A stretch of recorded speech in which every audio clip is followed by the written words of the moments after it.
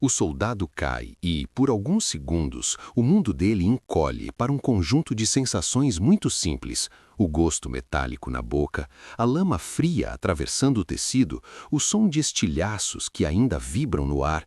Em volta, a trincheira continua viva, gritos, ordens, tiros, uma pressa que não combina com o corpo que já não responde.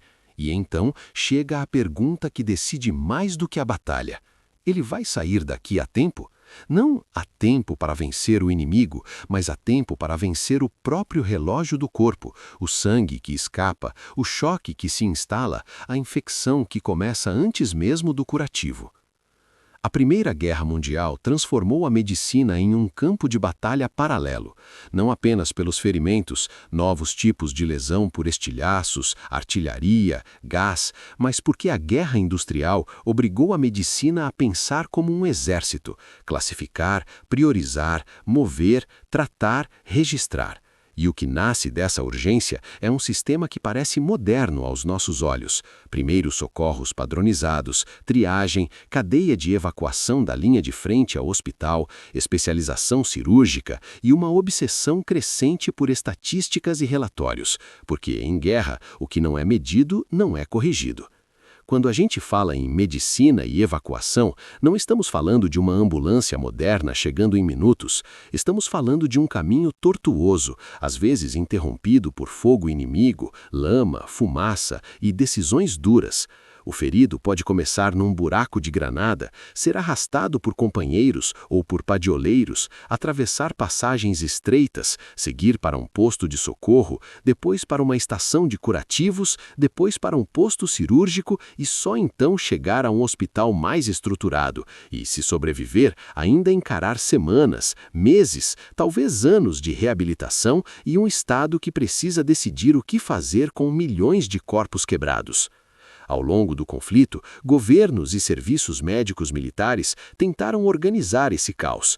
Em manuais e instruções, como os documentos de treinamento do War Office britânico para o Royal Army Medical Corps, publicados ainda antes da guerra e reimpressos durante ela, aparece a tentativa de padronizar rotinas: como aplicar bandagens, como imobilizar fraturas, como transportar sob fogo, como montar postos avançados. A própria existência desses manuais, guardados hoje em acervos como a Wellcome Collection, já revela uma coisa: a guerra de 1914 não inventou tudo do zero, mas ela acelerou e colocou sob teste uma infraestrutura médico-logística que precisou crescer em velocidade absurda. E aqui entra um ponto essencial para entender a medicina na guerra. Não basta saber operar, é preciso saber evacuar. A melhor cirurgia do mundo não existe se o paciente morre de choque no caminho.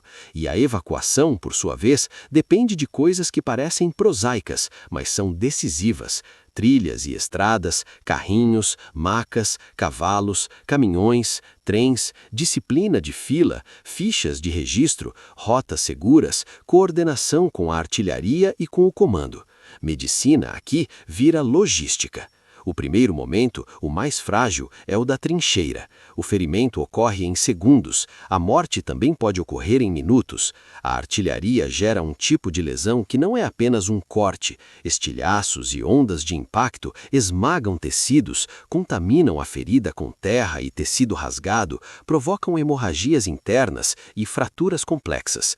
E mesmo quando não há um corte grande, o corpo pode entrar em colapso, o que os médicos da época chamavam de choque, e que, no fronte, era observado como palidez extrema, suor frio, pulso fraco, confusão mental, queda de temperatura, uma espécie de apagamento do organismo.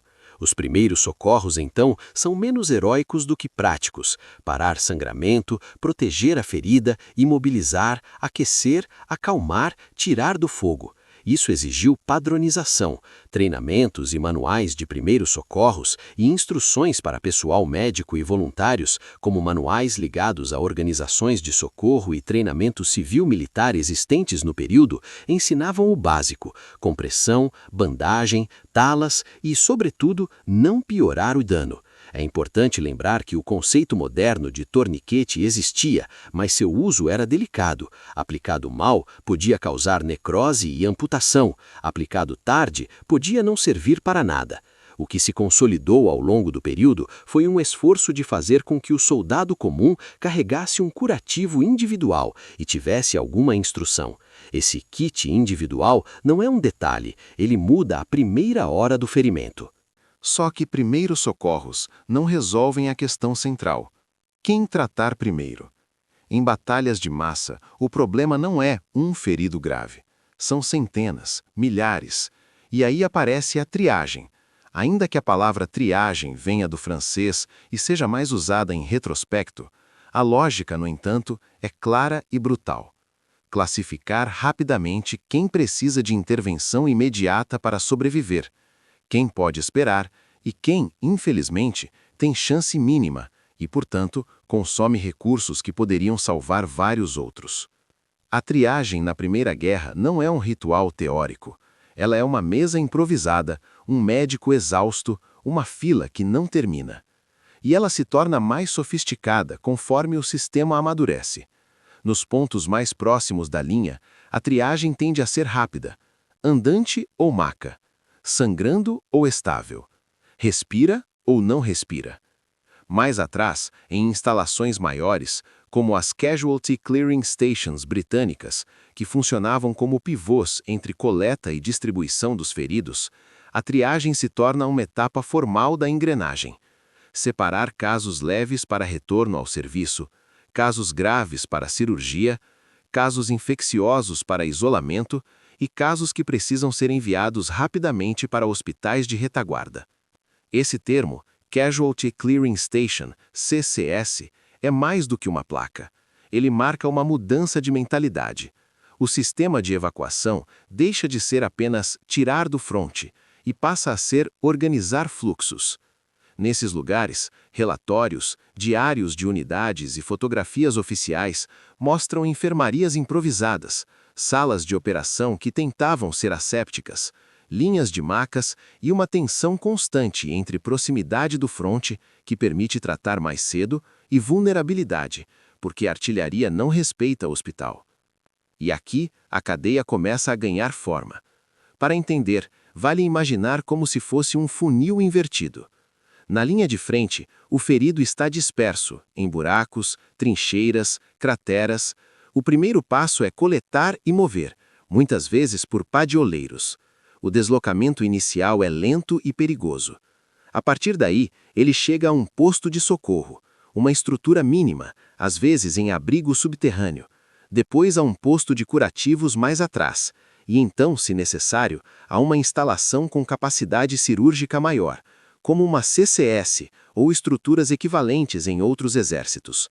Só depois vem o transporte em ambulância, caminhão ou trem para hospitais de base.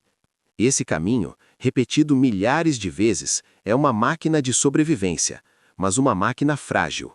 Uma ruptura na estrada, um ataque, falta de macas, lama até o joelho e a medicina volta a ser improviso.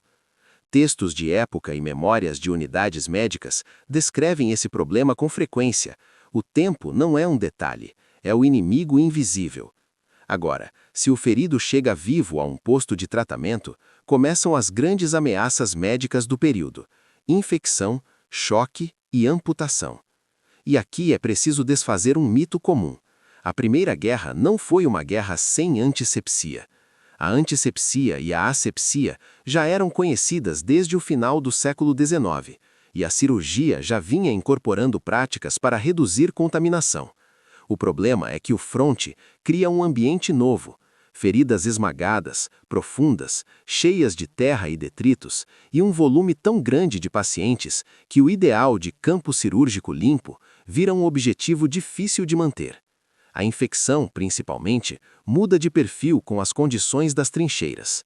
Feridas por chilhaços e esmagamento são terreno perfeito para infecções graves. Uma das mais temidas é a gangrena gasosa, associada a bactérias anaeróbicas presentes no solo. Em relatos médicos do período e em análises posteriores, ela aparece como um pesadelo. Tecidos morrendo rapidamente, odor característico, crepitação sobre a pele, toxinas levando a colapso. O tratamento, muitas vezes, exigia cirurgia agressiva: abrir, drenar, remover tecido morto e, em casos avançados, amputar para salvar a vida. Mas amputação não era apenas consequência de infecção, era também resposta à destruição irreparável de membros por artilharia. A decisão de amputar, para o cirurgião, era um cálculo. Manter um membro comprometido podia matar o paciente. Remover cedo podia salvar. Só que amputar sem controlar choque e hemorragia também podia matar. E então a cirurgia de guerra vira uma balança instável. Operar demais em um corpo em choque é perigoso. Esperar demais pode permitir infecção e hemorragia. O choque, por sua vez, era um conceito em evolução. Médicos observavam que muitos homens morriam sem uma ferida visivelmente fatal. O corpo colapsava. Havia debates sobre as causas: perda de sangue, trauma, dor, frio, exaustão, toxinas, combinação de tudo. A linguagem do período tenta nomear o que hoje a medicina descreve com mais precisão: choque hipovolêmico, choque traumático, hipotermia, acidose. O que importa para a história é ver como, na prática, os serviços médicos aprenderam algumas lições: manter o paciente a quente, minimizar perda de sangue, reduzir tempo até cirurgia e, quando disponível, usar transfusão e fluidos de forma mais sistemática. Nem tudo era uniforme. Havia limites técnicos, de materiais e de entendimento fisiológico. Mas a guerra pressiona melhorias. Um exemplo emblemático dessa evolução é o caso das fraturas de fêmur. Antes da adoção de imobilização mais eficaz, fratura de fêmur em combate tinha mortalidade altíssima. Por quê? Porque o fêmur é um osso grande. Fratura grave implica sangramento interno considerável e dor intensa. Transporte sem imobilização adequada piora a lesão, agrava sangramento, agrava choque. Com a adoção e difusão da Thomas Splint, tala de Thomas, associada a práticas mais cuidadosas de evacuação, as taxas de sobrevivência melhoraram de forma marcante, um tema discutido tanto em revisões históricas quanto em materiais de museus e arquivos que apresentam dados e exemplos de época. O ponto aqui não é a tala mágica, é a lógica. Imobilizar bem é uma intervenção que salva vidas antes mesmo de qualquer cirurgia. E isso nos leva a um aspecto central. A cirurgia e a antisepsia não evoluem isoladas, elas evoluem dentro da cadeia de evacuação. A proximidade do centro cirúrgico ao fronte vira um debate: operar perto para intervir cedo ou evacuar rápido para operar em condições mais limpas. Ao longo da guerra, muitos serviços médicos caminham para uma solução híbrida. Cirurgia de urgência relativamente perto da frente para casos que não podem esperar e evacuação para hospitais de base para procedimentos mais complexos e para a convalescença. Fotografias, relatórios e descrições de unidades médicas mostram essa tentativa de criar ilhas de asepsia em meio ao barro, com esterilização de instrumentos, organização de salas, separação de feridos e protocolos para limpeza e desbridamento. Desbridamento, remover tecido morto e contaminado, se torna a palavra-chave. Feridas por estilhaços não são costuráveis como um corte limpo. Fechar cedo uma ferida contaminada é uma receita para desastre. Você aprisiona bactérias e detritos dentro. A prática cirúrgica de guerra, portanto, privilegia abrir, limpar, drenar e só fechar depois, quando seguro. Isso também afeta a estética da guerra. Muitos sobreviventes carregam cicatrizes grandes e deformidades, fruto de uma cirurgia que prioriza vida sobre aparência. A antisepsia, nesse contexto, tem duas frentes: a do ambiente, asepsia e esterilização, e a da ferida, antissépticos e irrigação. Mas a guerra ensina um limite. Não existe antisséptico capaz de compensar uma ferida esmagada, maltratada e transportada por horas. A medicina do período aprende a ser humilde. O básico: tempo, limpeza cirúrgica, drenagem, imobilização e aquecimento salva mais do que promessas químicas. Enquanto isso, a evacuação continua sendo o eixo do sistema. Pense no caminho do ferido como uma sequência de portas. Em cada porta há uma decisão e um risco. Na trincheira, risco de morte imediata e demora para resgate. No posto de socorro, risco de triagem errada ou insuficiente, alguém grave demais para esperar, alguém leve ocupando espaço. No posto de curativos, risco de contaminação cruzada, falta de material, colapso de capacidade. No centro cirúrgico avançado, risco de operar em condições imperfeitas, mas também chance de salvar um homem que não sobreviveria ao transporte longo. No trem-hospital ou ambulância para retaguarda, risco de piora por frio, tremor, dor e sangramento. No hospital de base, risco de infecção hospitalar, mas também maior capacidade de especialização. Essa sequência também envolve papelada, e isso é importante. A guerra moderna exige registro, etiqueta no corpo, ficha com diagnóstico, local e hora do ferimento, tratamento feito, necessidade de cirurgia. Não é apenas burocracia, é continuidade do cuidado. Sem isso, o próximo médico recomeça do zero, perde tempo, erra e é também matéria-prima para estatísticas. Em relatórios médicos e estudos pós-guerra, aparecem números de feridos, tipos de lesão, mortalidade por categoria, impacto de mudanças de protocolo. Quando a gente pergunta o que as estatísticas médicas mostram, estamos olhando para um dos legados mais concretos. A medicina se torna mais administrativa, mais padronizada, mais dependente de dados. E os dados revelam padrões. Um deles é que muitas mortes acontecem cedo, antes de chegar a um hospital de base, e, portanto, a intervenção na frente e o transporte inicial são decisivos. Outro padrão, infecções e complicações tardias podem derrubar sobreviventes que, em tese, já estavam salvos. E outro, certas inovações logísticas e ortopédicas, imobilização, melhor evacuação, organização de estações de triagem, têm efeito desproporcional.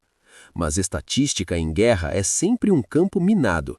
Nem todos os exércitos registram do mesmo modo. Há perdas de arquivos, categorias mudam, números podem ser usados politicamente.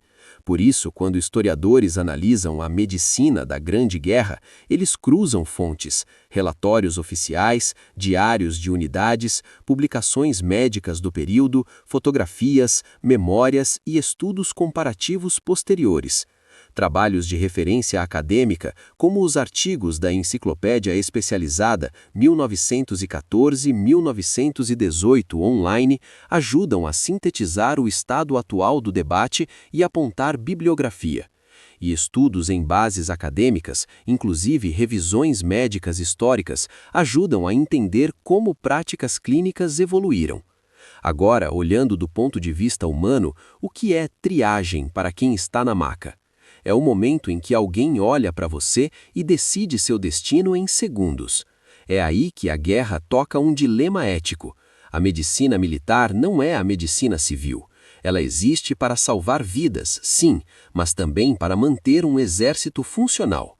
Isso aparece nos documentos e práticas, a prioridade de devolver casos leves ao serviço, a separação de feridos que podem esperar, a categorização que hoje a gente reconhece como triagem de desastre. O médico vira um gestor de escassez. E há uma camada social nisso. Quem recebe cuidado mais rápido? Em teoria, o mais grave que pode ser salvo. Na prática, hierarquia, acesso, localização e sorte pesam. Oficiais às vezes têm rota mais rápida. Unidades em setores mais organizados têm melhores estruturas. Ataques inesperados colapsam o sistema. Essa desigualdade aparece em relatos de época e também na historiografia. Não havia uma experiência única do ferimento. Havia experiências muito diferentes dependendo do fronte, do ano e do exército. Com o tempo, alguns procedimentos se consolidam. A cadeia de evacuação se torna uma doutrina. Trincheira, posto de socorro, posto de curativos ou estação avançada, centro cirúrgico ou CCS, hospital de base. Sites de pesquisa militar e história do Exército Britânico, além de documentação preservada em coleções, descrevem esse encadeamento com detalhes. Para o roteiro, o que importa é transmitir que isso não era um caminho limpo, mas um sistema que tentava impor ordem à violência. E então vem o capítulo silencioso, muitas vezes esquecido: reabilitação e invalidez. Porque sobreviver não é o fim da história. A Primeira Guerra cria uma massa de amputados, cegos, desfigurados, homens com danos neurológicos, com infecções crônicas, com ossos mal consolidados, com pulmões afetados por gás. Hospitais não eram apenas lugares de curar, eram instituições militares e sociais que precisavam lidar com o retorno ou com a impossibilidade de retorno.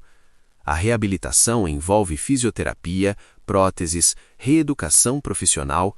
Isso aparece tanto em documentação de instituições quanto em estudos históricos sobre hospitais e reabilitação no período. A ideia de re-education e reinserção aparece como tema relevante na historiografia, especialmente porque os estados perceberam que precisavam administrar um problema social gigantesco: homens jovens incapacitados em massa, famílias dependentes de pensões e uma economia que precisava absorver corpos que não podiam mais executar trabalho pesado. E aqui entram pensões e políticas de invalidez, um terreno onde medicina e Estado se misturam. O diagnóstico vira documento administrativo. Invalidez não é só condição física, é categoria legal. A medicina, pressionada pela guerra, aprende a padronizar laudos e escalas, e o Estado aprende a pagar, classificar e fiscalizar. Esse processo, claro, gera tensões, suspeitas de fraude, humilhações em perícias, batalhas burocráticas. Há um componente moral. O herido herói é celebrado, mas o incapacitado permanente também é um lembrete incômodo do custo da guerra. Ao mesmo tempo, a guerra acelera especializações médicas. Ortopedia ganha destaque por conta de fraturas e reabilitação. Cirurgia plástica e reconstrutiva avança por causa dos ferimentos faciais. Embora esse tema seja um universo próprio, ele toca nosso assunto porque mostra como o hospital de retaguarda vira laboratório de técnicas e de próteses. E a medicina transfusional e o manejo do choque caminham, mesmo com limitações, na direção de uma prática mais científica e protocolar. Há controvérsias historiográficas importantes aqui. Uma interpretação mais celebratória enfatiza a Primeira Guerra como motor de progresso médico: triagem, cirurgia de emergência, ortopedia, organização hospitalar, estatísticas. Outra interpretação, mais crítica, aponta que muita coisa já existia e que a guerra apenas forçou a adoção desigual, além de ter criado sofrimento massivo. Ou seja, progresso não pode ser contado sem custo humano. Uma terceira linha tenta equilibrar, reconhece inovações reais, mas mostra que elas foram contingentes, improvisadas e muitas vezes restritas a certos teatros e exércitos. Hoje, a visão mais aceita em trabalhos acadêmicos tende a ser essa terceira. Houve avanços importantes, mas eles foram irregulares, e a guerra não foi um laboratório controlado, foi um colapso contínuo que a medicina tentou administrar. E o que as estatísticas médicas mostram, afinal? Elas mostram, primeiro, que o sistema passou a registrar com intensidade inédita. Mostram que mudanças aparentemente simples, como a melhor imobilização de fraturas ou reorganizações no fluxo de evacuação, podem alterar mortalidade.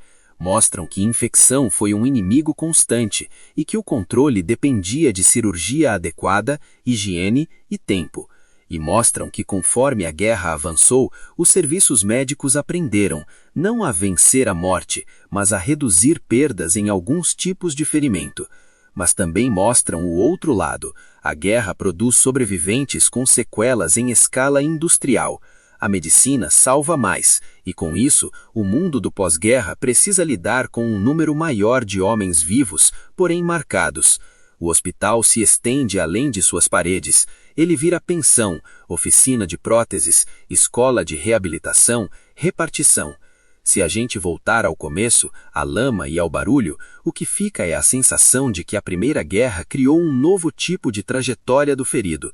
Antes, em muitos conflitos, ferir podia significar morrer perto do campo ou ser cuidado de forma dispersa.